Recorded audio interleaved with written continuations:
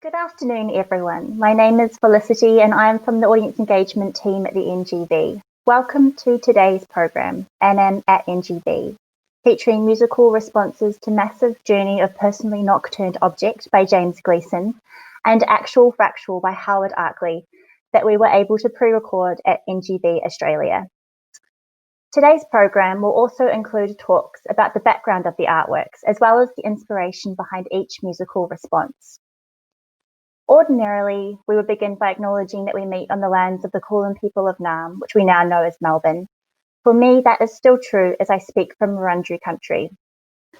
However, as we're coming to you remotely today, I would also like to acknowledge that many other people present in today's program may be on the lands of other traditional custodians, and pay respect to those communities wherever they are as well. Our speakers today are Peter Neville, Head of Percussion at the Australian National Academy of Music, and Sophie Gerhard, Assistant Curator, Australian Painting, Sculpture and Decorative Arts to 1980 at the NGV. We will begin with Massive Journey of Personally Nocturned Object by James Gleeson. Over to you, Peter. Very warm hello to everyone tuned into today's webcast. My name's Peter Neville and I'm the Head of Percussion at the Australian National Academy of Music in Melbourne. It's my pleasure to introduce you to the music heard in today's online performance.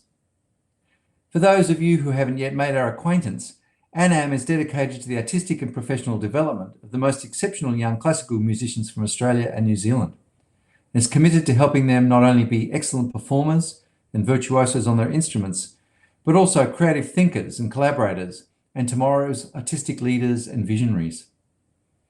The students are encouraged to think about and engage with other art forms, and our collaboration with the National Gallery of Victoria has been an important part of our program for a number of years now. I've been privileged to have been involved in facilitating many of those collaborations, and we have approached them in a number of ways, whether that be single performances across a number of exhibitions or multiple performances reflecting on a single artist's work.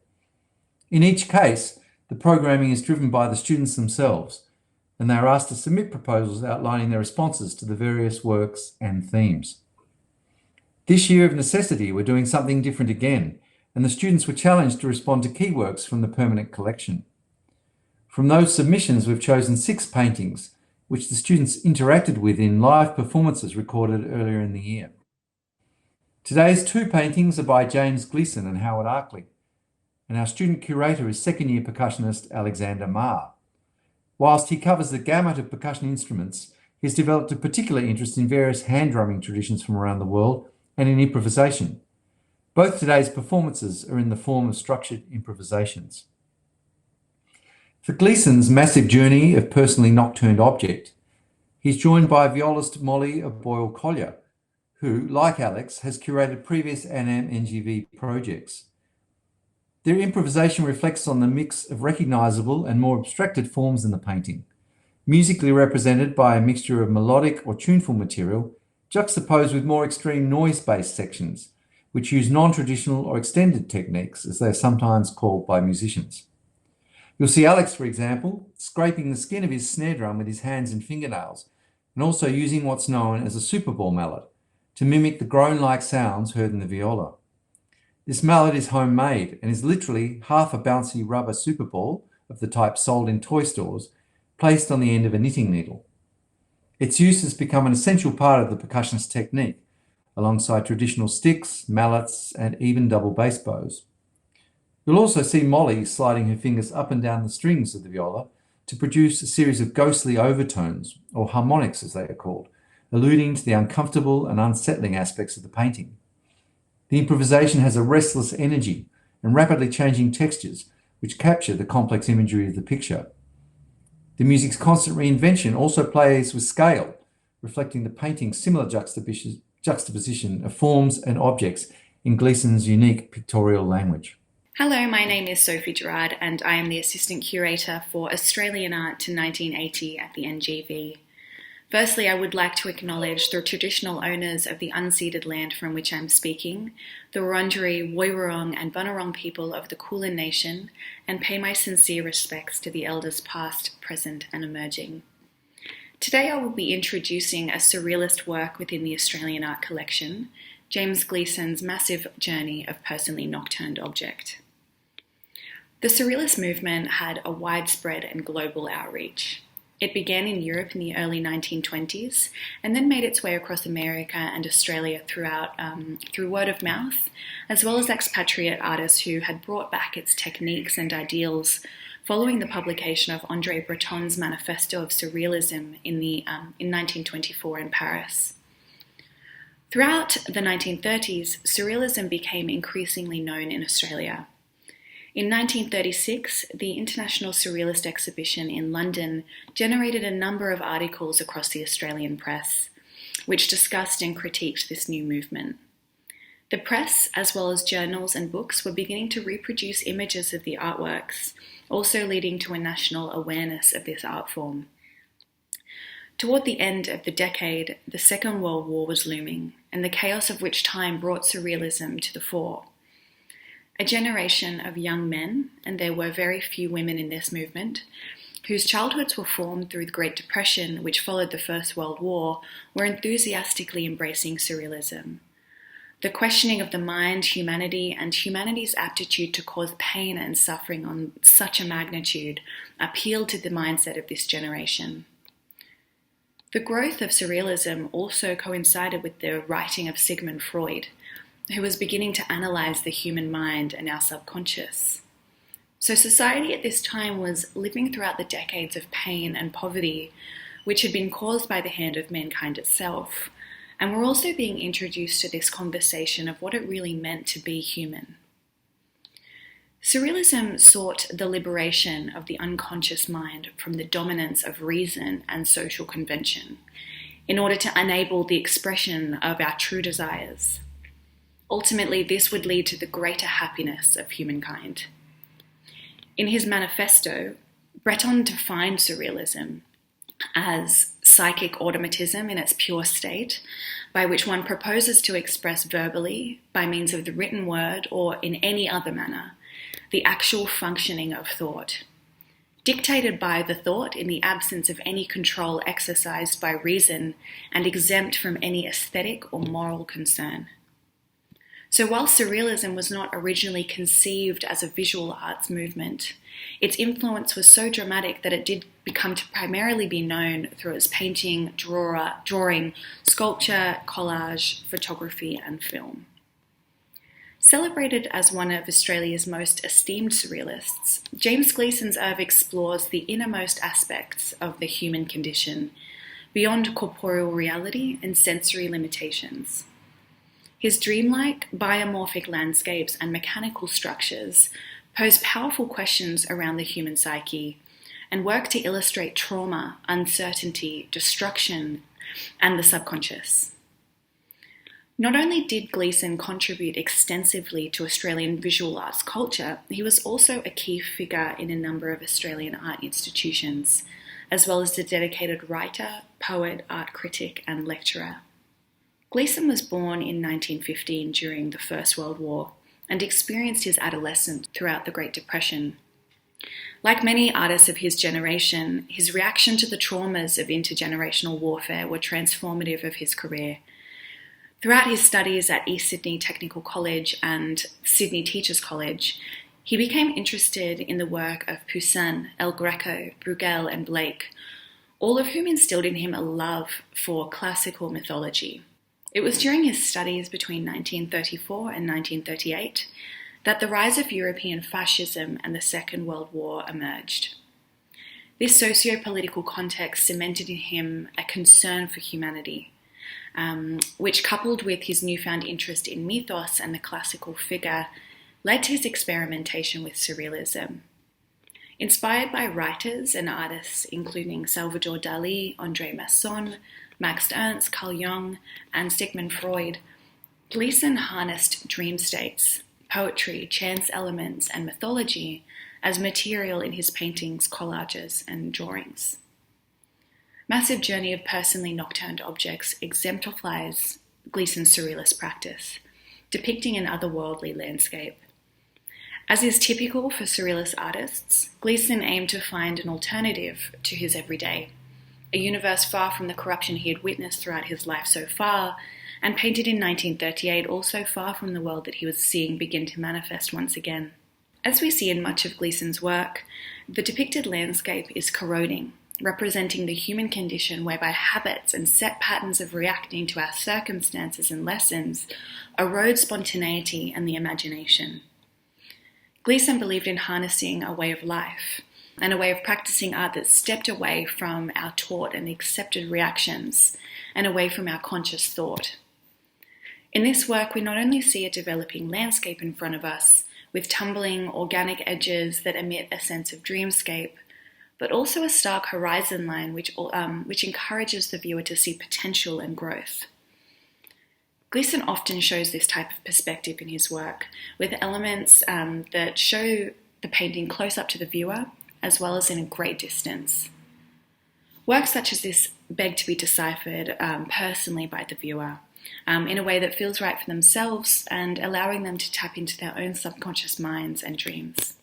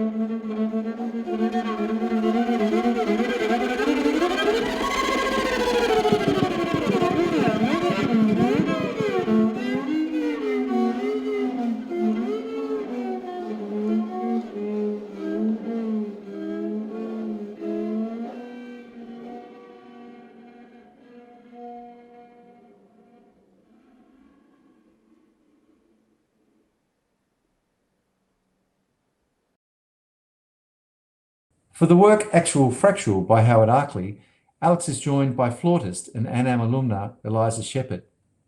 In Alex's own words, the psychedelic and pop art style and pointillistic techniques of the Arkley create an exaggerated, almost false and sinister suburban charm, which to him suggested the use of a style of music known as the bossa nova, or new beat. The bossa nova is a Brazilian music form whose popularity swept across the rest of the world in the early 1960s.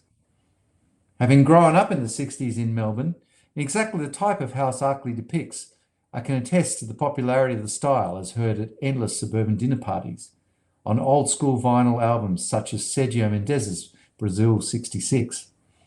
Parties where fondue and hors d'oeuvres such as Devils on Horseback ruled. The choice of flute to partner with Alex's drum kit is also emblematic of the bossa sound. In this bossa nova, however, the usual tuneful melody is replaced with a more unsettled and shifting type, which avoids the usual comforts of the traditional major and minor scales. Alex and Eliza's performance begins sparsely, with single sounds representing the dots which crowd the surface of the painting. Like the lines of the house, the music proper begins with a clean and clear structure. But as our eyes get more hypnotized and tripped out by its fluorescent colors, the musical lines begin to warp and blur. Pulse ebbs and swells, and the previously strict rhythms on the drum set begin to glitch. This might just be the dinner party you can never leave. Howard Arkley is widely recognised as the foremost painter of Australian suburbia. He rejected the landscape tradition in the same way that the artist John Brack had beforehand, celebrating instead the ubiquity of images embedded in urban and suburban environments with his vibrant airbrushed paintings. His signature houses, domestic interiors, and fascination with mass culture struck a powerful chord with contemporary Australians who readily identified with them. Suburban motifs, patterns, and textures offered Arkley endless possibilities for abstract compositions, which blurred the distinctions between high art and pop culture by referencing both art history and the everyday experience. Simultaneously serene and edgy, Arkley's work creates an intriguing tension between the inherent beauty of suburbia and its darker, more menacing side. Howard Arkley was born on the 5th of May in 1951 and grew up in the Melbourne suburb of Surrey Hills. His early passion for art was inspired by a family outing to the NGV in 1967. Arkley had never been to an art gallery before and was fascinated by Sidney Nolan's surreal paintings of the Australian bush. And the next day he took his father's household paint and copied the images from the catalogue. Arkley went on to study art, and as a student he drew insatiably. Like Picasso, he covered every available surface, from paper napkins to people's bodies, with simple drawings and doodles. He admired the work of Paul Klee, who coined the idea of taking a line for a walk. Arkley always championed the process of drawing rather than the painting, and even in his paintings, the sprayed and calligraphic line was always the most prominent feature. He believed the Surrealists were his first introduction to contemporary art, and their practice of automatic writing and the exquisite corpse game were an early important influence for Arkley. In 1969, after finishing school, he embraced on a 3-year art course at Prahran College of Advanced Education. It was here that Fred Kress, an artist and lecturer, introduced him to the airbrush, which became Arkley's trademark.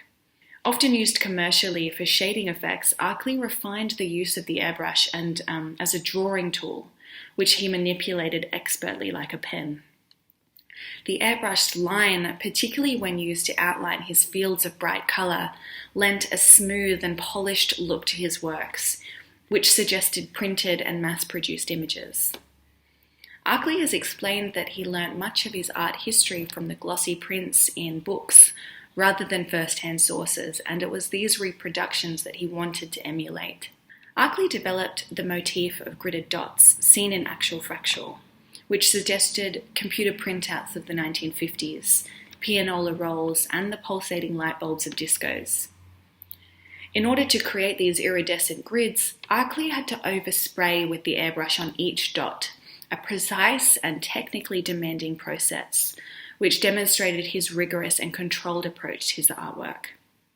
Arkley developed the motif of suburbia in his oeuvre, which he continued to monopolise throughout his career. His images of generic houses were far more than explorations of the suburban vernacular. He had discovered their potential as a vehicle for his abstract compositions that explored colour, pattern, shape, and line. Arkley looked for the spectacle in the everyday. In his work, the humble home was repeatedly reinvented as a vivid psychedelic pop image that seduces the eyes in the same way as a luminous advertising would. Arkley often used real estate drawings or photographs as a starting point for his basic compositions, but his houses were never intended to be portraits of specific locations. Arkley's use of a black outline in his works is prominent, and it was influenced by both the German printmaker Albert Dürer and the French artist Fernand Léger, and this line has a dual purpose. As an artistic device, it locks the colours and textures into the composition, yet it also emphasises the neatness of suburbia, where proud homeowners straighten their curtains and manicure their lawns. The misty aura surrounding the line evokes the shimmering haze of a stifling hot day in Australia, where people retire to the cool and relative gloom of their lounge rooms to escape the heat, reminding us of the airless and claustrophobic quality of suburbia. It also has been suggested that Arkley's house paintings, which evoke an unnatural stillness and rarely contain people, can appear vacant and soulless. They could be interpreted as exploring the less positive aspects of suburban life, suggesting perhaps a sense of alienation, violence behind closed doors, and experiences dulled by the monotony of everyday life. Arkley moved to the Melbourne suburbia of Oakleigh in 1991 so that he could experience at first hand the area from which he drew most of his inspiration. He was ambivalent about suburbia, drawn to its artistic potential, yet as a city dweller for most of his adult life, he was aware of the sense of alienation and the lack of intellectual stimulus that is often associated with suburban life. On Arkley's move to Oakleigh, there is a fantastic quote by Peter Corrigan, a Melbourne-based architect who knew Arkley, which I'll leave you with now. I believe that Howard sees the suburbs as a landscape. One of the most interesting memories I have of Howard was him telling me he was moving to Oakleigh, and he said to me, "Yesterday I went to the milk bar and I was totally blown away by all the garage doors." He was intoxicated by the garage doors, and he saw enough there to be the source of art. Cézanne looked at mountains, Van Gogh saw flowers, but Howard had an eyeful of garage doors. He was absolutely engrossed by a type of banal iconography. He could see it and felt confident that he could dignify it and bring luster and honour to it. Every community or society has artists, and Howard is our artist. Actual fractual is typical for this period for Arkley, using his trademark airbrush technique and showcasing the mundane interest in the everyday of urban Australia.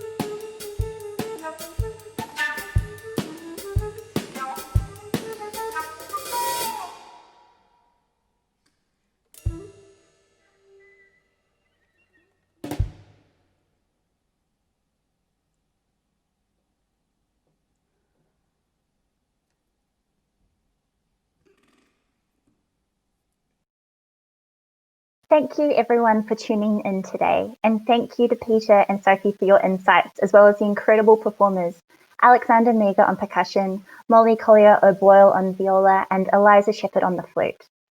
To those who pre-registered for the event, we will be sending you an email survey shortly. Please share your experience with us. We hope to see you at the next ANAM at NGV program on Tuesday, 1st of September. You can also keep an eye on the NGV website and social media to hear about other upcoming events. Have a lovely afternoon.